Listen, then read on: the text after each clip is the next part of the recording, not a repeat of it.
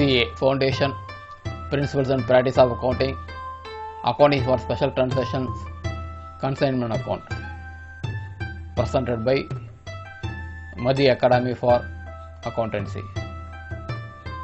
அனைவருக்கும் வணக்கம்.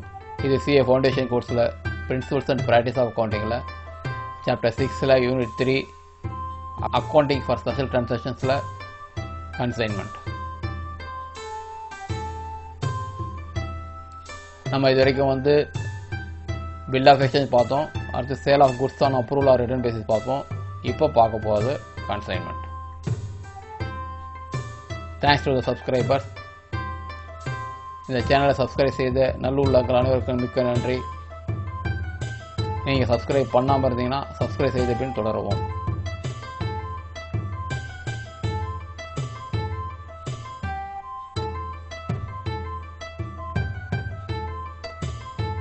வணக்கம். சில தவிர்க்க முடியாத காரணங்களால் டுட்டோரியல் வழங்குவதில் சிறிது இடைவெளி ஏற்பட்டது. இனி இடைவெளி இன்றி தொடர்ந்து தர முயற்சிக்கிறேன். வாருங்கள். Consignment account. நாம் இதுவரைக்கும் அக்கௌண்டிங் ஃபார் ஸ்பெஷல் டிரான்சாக்ஷன்ஸில் பில் ஆஃப் எக்ஸ்சேஞ்ச் பார்த்தோம், அப்புறம் sale of goods on approval or return basis பார்த்தோம்.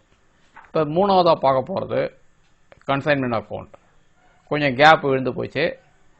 சில முக்கியமான தவிர்க்க முடியாத காரணங்களால் என்னால் உடனே தொடர்ந்து உங்களுக்கு மெட்டீரியல் தர முடியல. பட் இனிமேல் கொஞ்சம் ஃபாஸ்ட்டாக கொடுக்க முயற்சி பண்ணுறேன். ஓகே. கன்சைன்மெண்ட் அக்கௌண்ட்டில் ஃபஸ்ட்டு கன்சைன்மெண்ட் அக்கௌண்ட் போகிறது முன்னாடி வாட் இஸ் கன்சைன்மெண்ட், கன்சைன்மெண்ட்னா என்ன அப்படின்றத தெரிஞ்சுக்கணும். பேசிக்காக கன்சைன்மெண்ட் ஸ்ட்ரக்சர்ஸ் என்னன்றது தெரியாமல் நாம் அக்கௌண்ட்ஸ் போட்டு புரோட்டாவும் பார்க்க இது வந்தால் இது வரும், இது வந்தால் இது வரும் அப்படின்னு சொல்லிட்டு போட்டிங்கன்னா உங்களால் சம்மு போட மாட்டீங்க, தப்பாக போட்டுருவீங்க. ஃபஸ்ட்டு பேசிக் ஃபண்டமெண்டல் அப்படின்னு தெரிஞ்சுக்குவோம். ஃபஸ்ட்டு கன்சைன்மெண்ட்னா என்ன அப்படின்னு பார்க்கணும். இப்போ கன்சைன்மெண்ட்னா என்னன்னாக்கா, இப்போ இப்படி பாருங்கள், ஏ அப்படின்ற ஒருத்தர் இருக்கிறாரு. இவர் ஒரு பிஸ்னஸ் மேனு. இவர் நிறைய குட்ஸ் வச்சிருக்கிறாரு, நிறைய வச்சிருக்கிறாரு. இந்த குட்ஸை விற்கணும். இப்போ உதாரணத்துக்கு இவருடைய ஸ்டேஷன் தட் மீன்ஸ் இவருடைய ஷாப்பிங் சென்டர் புதுச்சேரி பாண்டிச்சேரியில் இருந்து செய்யுங்க. பாண்டிச்சேரியில் இருக்குது. இப்போ கடலூரில் இவர் குட்ஸை விற்கணும். இப்போ கடலூரில் விற்கிறதுக்கு இங்கேருந்து ஒரு குட்ஸை டிரான்ஸ்லேட் பண்ணி விற்கிறதுன்றதை விட இங்கே ஒரு பீன்னு ஒரு ஆளை வச்சுக்கிறாரு. அதே மாதிரி இங்கே திண்டிவனம் வச்சுக்கிங்க, திண்டிவனம் வச்சுங்க. இப்போ இங்கே சின்னு ஒருத்தர் இருப்பார். இவர் என்ன செய்வார்னா, இவருடைய குட்ஸை கடலூரில் விற்கிறதுக்கு என்ன பண்ணுவார்னா பி அப்பாயின்ட் பண்ணிக்குவார். இப்போ திண்டிவனத்தில் அப்பாயின்ட் பண்ணுறதுக்கு திண்டிவனத்தில் விற்கிறது என்ன பண்ணுவார்னா சி அப்பாயின்ட் பண்ணிக்குவார். அதாவது இவருடைய குட்ஸு, அதாவது ஏவோட குட்ஸு இங்கே அவருடைய ஸ்டேஷன் இந்த பாண்டிச்சேரி. பட் அவர் அவருடைய குட்ஸை கடலூரில் விற்கணும் அப்படின்னாக்கா டைரெக்டாக அவரால் விற்க முடியாது. விற்க முடியாதுன்றதை விட சூழ்நிலை சரி வராது. அதுக்காக என்ன பண்ணுவார்னா தனியாக ஒரு ஆள் அப்பாயின்ட் பண்ணி எனக்கு விற்று கொடு அப்படின்ட்டு அப்பாயின்ட் பண்ணுவார். ஏறக்குறையன்னு சொல்கிறத விட சரியாகவே சொல்ல போனால் இவர் ஓனர். இவர் என்ன பண்ணுவார்னா இந்த குட்ஸை இவருக்கு பிக்கு அனுப்பி வைப்பார். பி இந்த ஏவுக்காக விற்பார். பி ஏவுக்காக இந்த ஏவுக்காக ஓனருக்காக விற்பார். விற்றுட்டு சப்போஸ் ஒரு 10,000 rupees குட்ஸ் விற்கிதுன்னு வச்சுங்களேன். இந்த 10,000 rupees இவர் பிக்கு அனுப்புனார்னா பி அந்த 10,000 rupees குட்ஸை விற்றுடுவார். விற்றுட்டு இந்த அமௌண்ட்டை இவருக்கு திருப்பி கொடுத்துடுவார். இந்த மாதிரி விற்றுட்டேன் அப்படின்னு சொல்லிட்டு கொடுப்பார். அவன் விற்று கொடுத்து இவர் என்ன பண்ணுவார்னா ஏ பிக்கு ஒரு கமிஷனாக ஒரு 200 rupees கொடுப்பார். நீ விற்று இல்லை இது வச்சுக்கோ அப்படின்வார். ஆக இந்த கான்செப்டில் என்னன்னாக்கா ஏன்ற ஒரு ஓனர், அது ஒரு பிரின்சிபல், பின்ற ஒரு அவருடைய ஏஜென்ட். ஓகேங்களா? இவர் விற்க சொல்லி கொடுக்குற குட்ஸை இவர் விற்று கொடுப்பாரு. விற்கிறதுக்காக இவர் கிடைக்கக்கூடியது கமிஷன். ஓகே. இப்போ இந்த குட்ஸு சொன்னாலே குட்ஸுன்னு சொன்னேன் இல்லைங்களா? இந்த குட்ஸோட ஓனர் யாருனாக்கா ஏ தான். பிக்கு இந்த குட்ஸில் எந்த ரைட்ஸும் கிடையாது, நோ ரைட்ஸ், எந்த ரைட்ஸும் கிடையாது. இவருக்கு ஏஜென்ட்டாக மட்டும்தான் செயல்படுவார். ஓகேங்களா? இதுதான் கன்சைன்மெண்ட். இது இப்போ ஆக கன்சைன்மெண்ட்ன்றது ஒரு டெம்பரரியாக சொல்கிறத விட ஒரு ஏன்ற ஒரு பிரின்சிபால் பின்ற ஒரு ஏஜென்ட் அப்பாயிண்ட் பண்ணி எனக்கு இதை விற்று கொடுங்கன்னு சொல்லி அனுப்புறது குட்ஸ் இதுதான் இந்த மெத்தடுக்கு பேர் கன்சைன்மெண்ட். ஓகே, இந்த கன்சைன்மெண்ட்டில் என்ன பண்ணுவாங்கன்னா இவர் ஏற்படுத்தக்கூடிய செலவுகள்லாம் அதாவது இந்த பின்றவர் என்னென்ன செலவுலாம் இதுக்கு, ஏன்னா இவர் ஏ அனுப்புகிறார் குட்ஸை, அந்த குட்ஸை அனுப்பி வாங்கி வச்சிருந்து பி வச்சிருக்கிறாரு, வாங்கி அப்படியே விற்க முடியாது, இதுக்கு சில செலவுகள் செஞ்சுருக்கலாம், இந்த செலவுகள்லாம் ஏ கொடுப்பார். ஏன்னா இந்த குட்ஸினுடைய ஓனர் ஏ, இவர் ஒன்லி ஏஜென்ட்டாக மட்டும்தான் செயல்படுவார். அப்போ ஏ பிரின்சிபல் அண்டு ஏஜென்ட் இந்த ரெண்டு பேருக்குள்ள ரிலேஷன்ஷிப்பில் ஒரு பிஸ்னஸ் நடந்ததுன்னா அந்த பிஸ்னஸ் டிரான்சாக்ஷனை எப்படி அக்கௌண்டிங் பண்ணுறதுன்னு தான் கன்சைன்மெண்ட். புரியுதுங்களா சொல்கிறது? அதாவது பிரின்சிபால் அண்ட் ஏஜென்ட் இவங்க ரெண்டு பேருக்குள்ள குட்ஸு அனுப்பி இந்த ஏஜென்ட் விற்று கொடுத்தாருன்னா இந்த பிஸ்னஸ் டிரான்சாக்ஷனில் இந்த டிரான்சாக்ஷன்ஸ்க்கு எப்படி அக்கௌண்டிங் பண்ணுறது அப்படின்றது தான் கன்சைன்மெண்ட்டினுடைய அக்கௌண்ட்டுடைய மிக முக்கியமான ஒரு இது. சரி, இந்த கன்சைன்மெண்ட் போகிறதுக்கு முன்னாடி சில முக்கியமான சில டேர்ம்ஸ்லாம் பார்ப்போம். கன்சைன்மெண்ட் சொன்னேன், கன்சைன்மெண்ட் என்னன்னு சொல்லியிருக்கிறேன். குட்ஸ் அனுப்புவாங்க, ஏன்றவர் பின்றவருக்கு அனுப்புவார், குட்ஸ் அனுப்புவார். இந்த அனுப்புறதுக்கு பேர் கன்சைன்மெண்ட். இந்த குட்ஸ் அனுப்பி வைக்கிறாரு சொல்றாங்களா, இந்த டிரான்சாக்ஷனுக்கு பேர் கன்சைன்மெண்ட். ஓகே, சரி. இப்போ முதல்ல சொன்ன மாதிரி ஏ, இது பி. இந்த பொருளை அனுப்புற யார் இந்த பொருளுக்கு ஓனரோ, யார் பிரின்சிபலாக இருக்காரோ இவருக்கு பேர் கன்சைனார். கன்சைனார்னா ஓனர், அந்த குட்ஸோட ஓனர் தான் கன்சைனார். ஓகேங்களா? இதுக்கு இன்னொரு பேர் பிரின்சிபால். நம்ம பிரின்சிபல் காலேஜ் பிரின்சிபால் சொல்கிறோம்ல, அதே பிரின்சிபால் தான். பிரின்சிபல் கிடையாது, பிரின்சிபால். இப்போ கன்சைனர்னாலும் பிரின்சிபால்னாலும் ஒன்று தான். அப்போ குட்ஸு யாருக்கு சொந்தமோ, யார் அந்த பிஸ்னஸை பண்ணுறாரோ அவருடைய பேர் கன்சைனார். குட்ஸை யார் அனுப்புகிறாரோ அவர் பேர் கன்சைனார். அவருக்கு இன்னொரு பேர் பிரின்சிபால். ஓகேவா? ரைட். இந்த குட்ஸை வாங்கி விற்கிறார்ல, அதாவது கன்சைனருக்காக வாங்கி விற்கிறார்ல, அவருக்கு பேர் கன்சைனி அப்படின்னு பேர். இவருக்கு இன்னொரு பேர் ஏஜென்ட். பிரின்சிபால் அவர் மேலே இருக்க கன்சைனாரு பிரின்சிபால், கன்சைனினா ஏஜென்ட். நான் சொன்னதே தான். இவர் பிரின்சிபாலாக ஒர்க் பண்ணுவார், ஆக்ட் பண்ணுவார், இவர் ஏஜென்ட்டாக ஆக்ட் பண்ணுவார். இப்போ கன்சைனர்னா ஓனர், கன்சைனினா ஏஜென்ட். இது ஞாபகம் வச்சுங்க. ஓகேங்களா? இப்போ நான் புக்ஸ் எப்படி எழுதணுன்றது அப்போ சொல்கிறேன். ஃபர்ஸ்ட்டு இந்த டேர்ம்ஸ்லாம் ஃபஸ்ட்டு தெரிஞ்சுக்கோங்க யார் என்னது. அடுத்தது ப்ரொஃபார்மா இன்வாய்ஸ். இந்த ப்ரொஃபார்மா இன்வாய்ஸ் அண்ட் இன்வாய்ஸ் ரெண்டுத்துக்கும் உள்ள வித்தியாசம் என்ன அப்படின்றது உங்களுக்கு புரிஞ்சுக்கணும். முதல்ல ஒரு பொருளை விற்கிறோம் வச்சுங்க, ஏன்னு ஒருத்தர் இருக்கிறாரு. ஏன்னா ஏன்ற வார்த்தை வேணா திருப்பி நம்ம கவனிக்கிறோம். இப்போ எக்ஸ்ன்னு ஒருத்தர் இருக்கிறாரு, இவர் ஒய்க்கு பொருளை விற்றாருன்னா, இப்போ 1000 ரூபாய்க்கு உள்ள மதிப்புள்ள ஒரு பொருளை விற்கிறாருன்னா, விற்கும்பொழுது இதுக்கு ஒரு பில்லு ரைஸ் பண்ணுவார் இல்லையா, இன்வாய்ஸ் பில் இல்லைன்னா பில்லு. நம்ம கடையில் வாங்குறோம், பில் வாங்குறோம் இல்லையா, அந்த பில். இந்த பில்லு இது இன்வாய்ஸ்ன்னு சொல்லுவோம். அதாவது இந்த பொருளை விற்கும்பொழுது இதுக்கு ஒரு பில்லு தருவார்.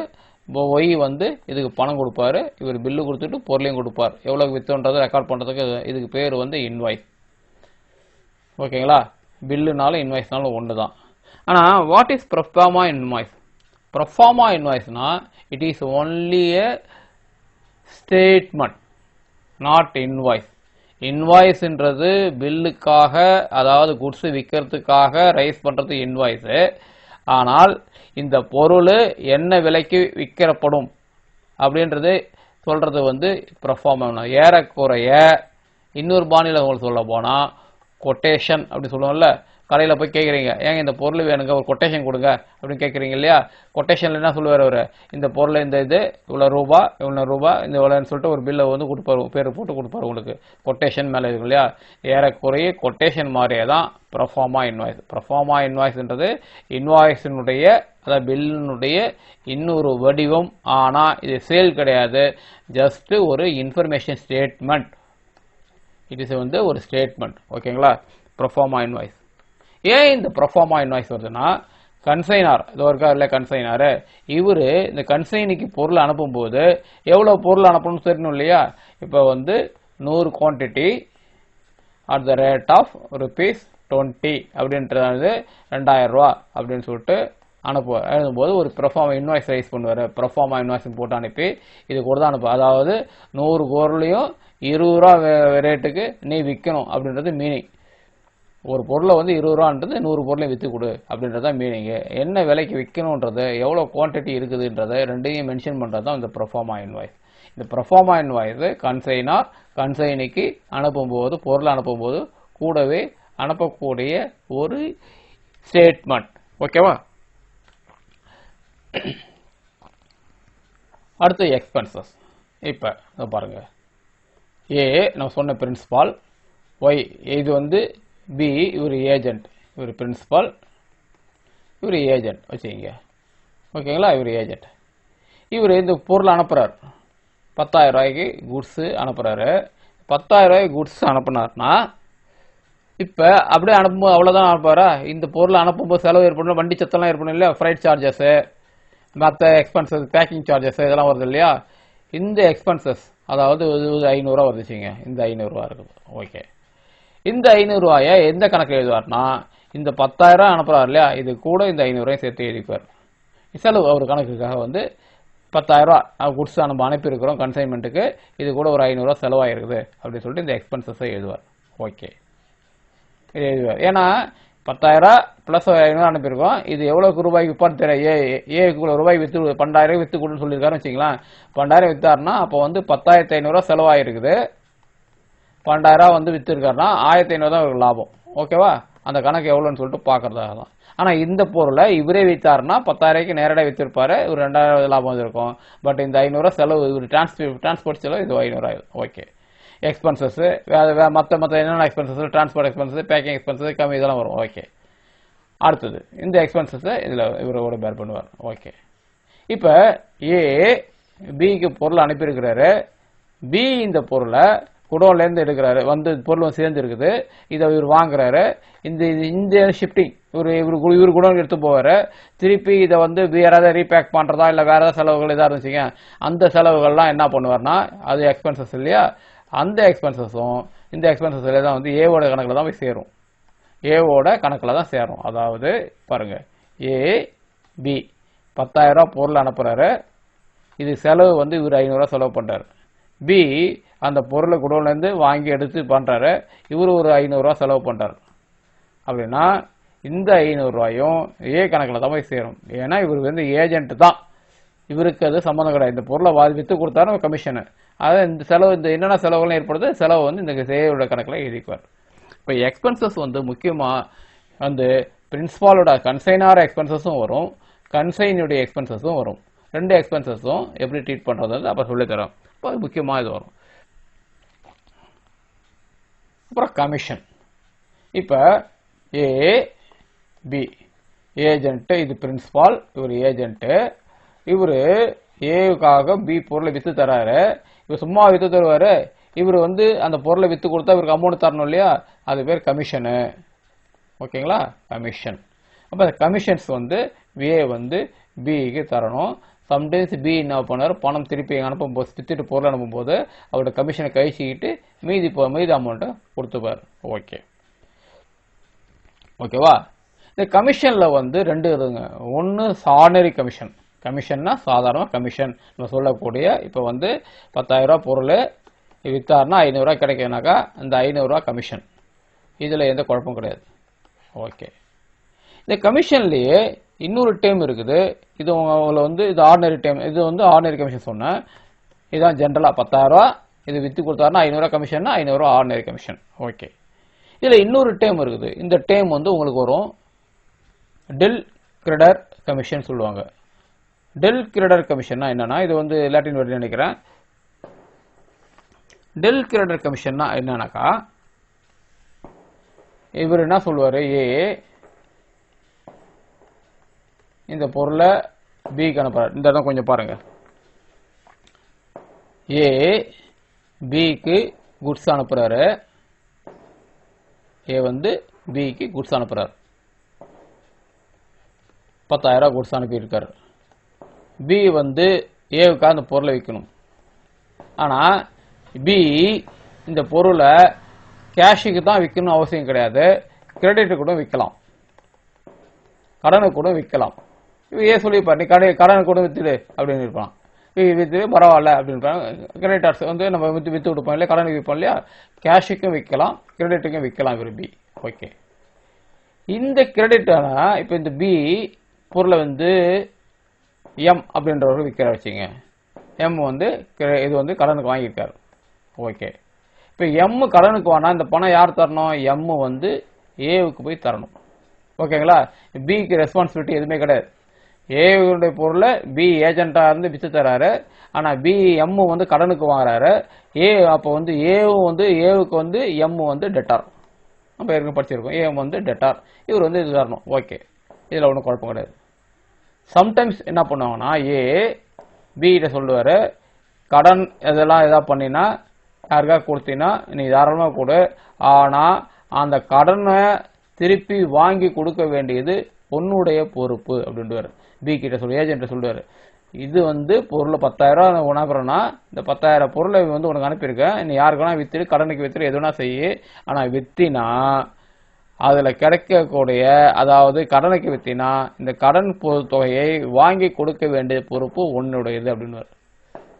சரி, இது பி அக்செப்ட் பண்ணிக்குவார். சரி, நானே அக்செப்ட் பண்ணிக்கிறேன். இந்த மாதிரி அக்செப்ட் பண்ணிட்டாருன்னா என்ன பண்ணுவார்னா, இந்த ஆர்டினரி கமிஷன் இல்லாமல் இன்னொரு கமிஷன் அடிஷனல் வாங்குவார். இதுக்கு பேர் டெல் கிரெடிட் கமிஷன் சொல்லிட்டு பேர்.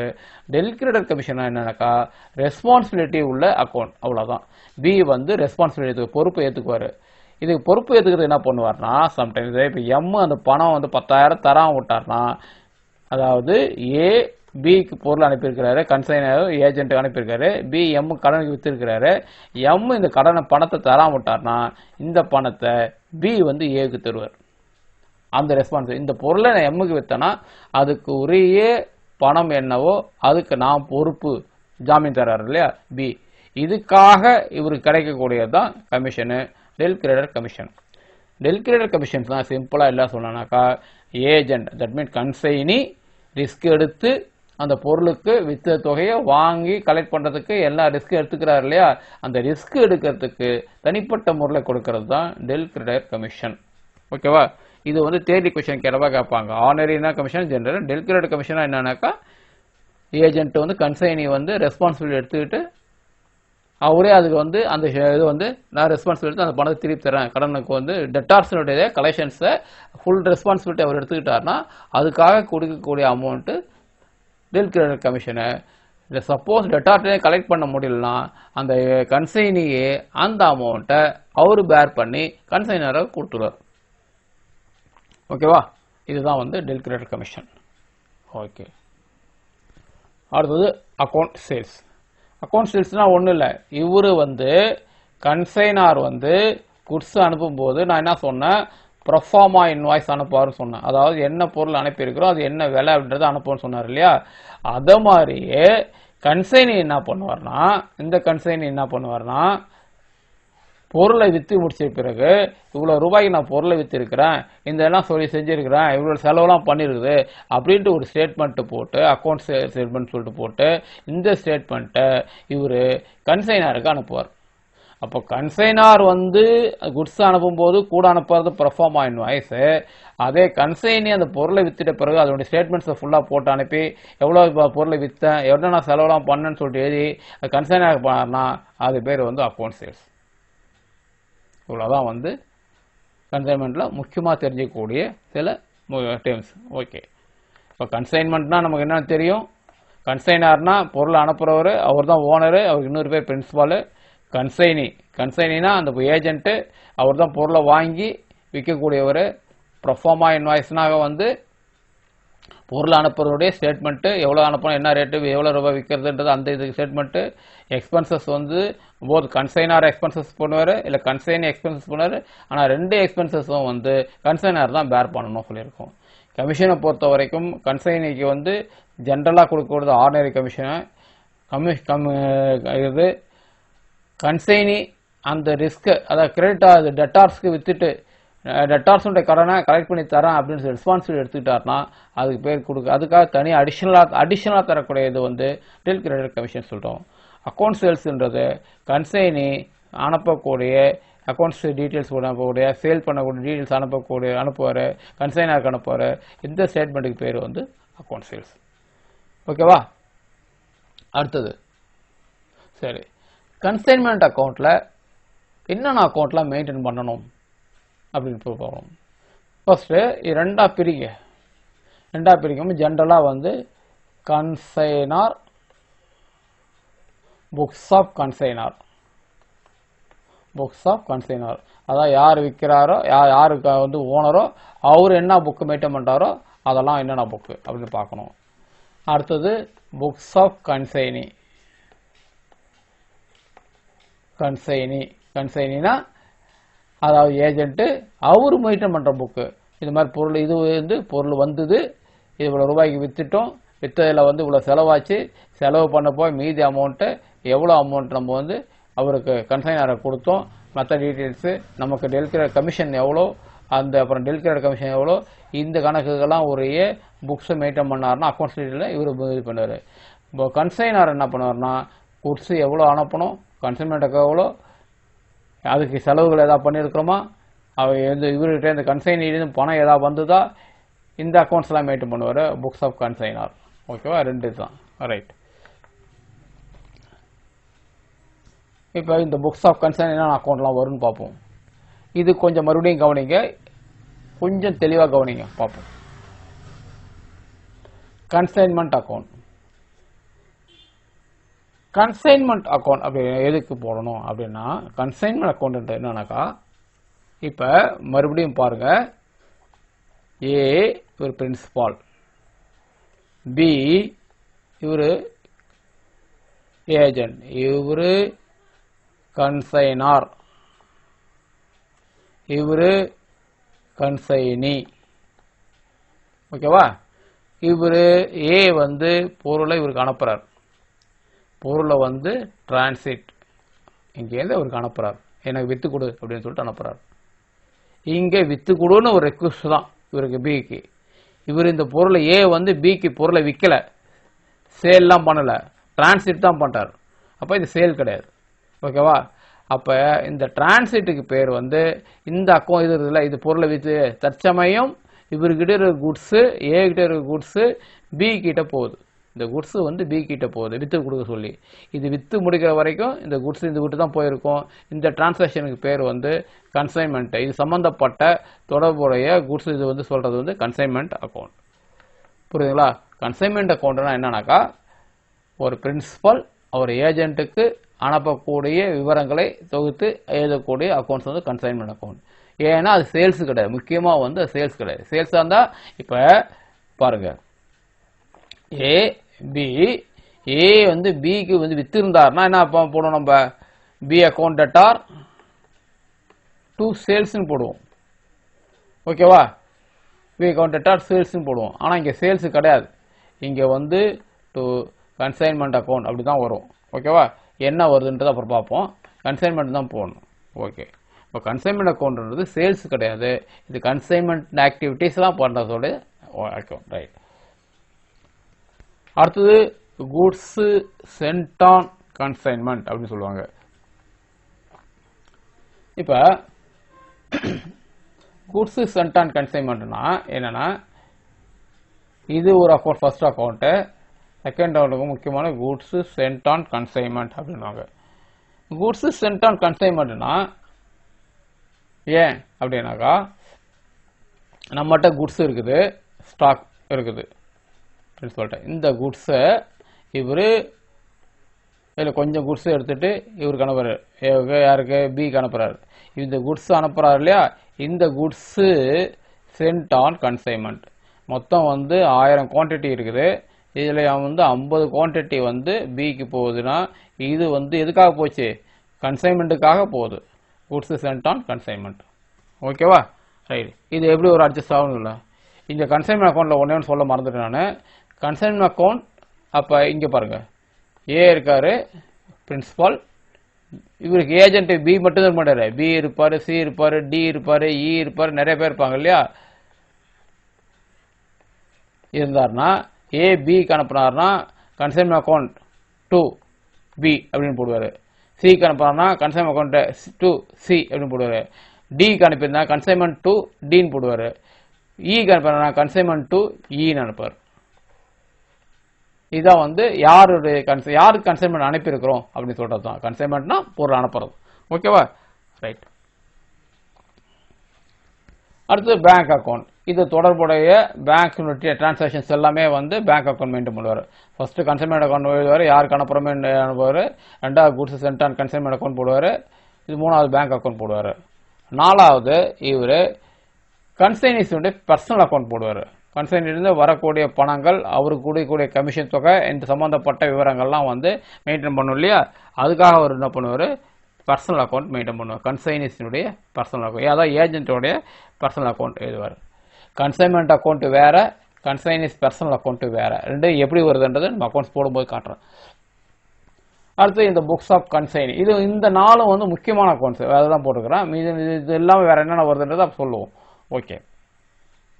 அடுத்தது வந்து இந்த புக்ஸ் ஆஃப் கன்சைனியில் என்ன பண்ணுவார், ஃபர்ஸ்ட் கன்சைனார்ஸ் பர்சனல் அக்கௌண்ட் இவர் மெயின்டைன் பண்ணுவார். கன்சைனி வந்து என்ன பண்ணுவார்னா, இது வேற, இவர் வந்து கன்சைனார் மெயின்டைன் பண்ணுற புக்கு, இது கன்சைனி மெயின்டைன் பண்ணுற புக்கு, இது கன்ஃபியூஸ் பண்ணிக்காதீங்க.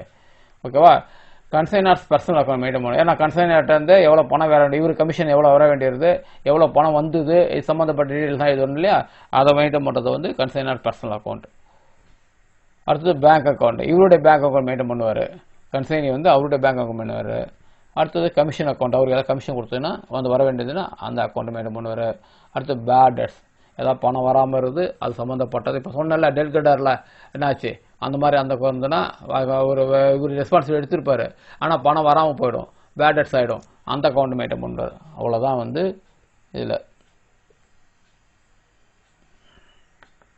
ஓகேவா.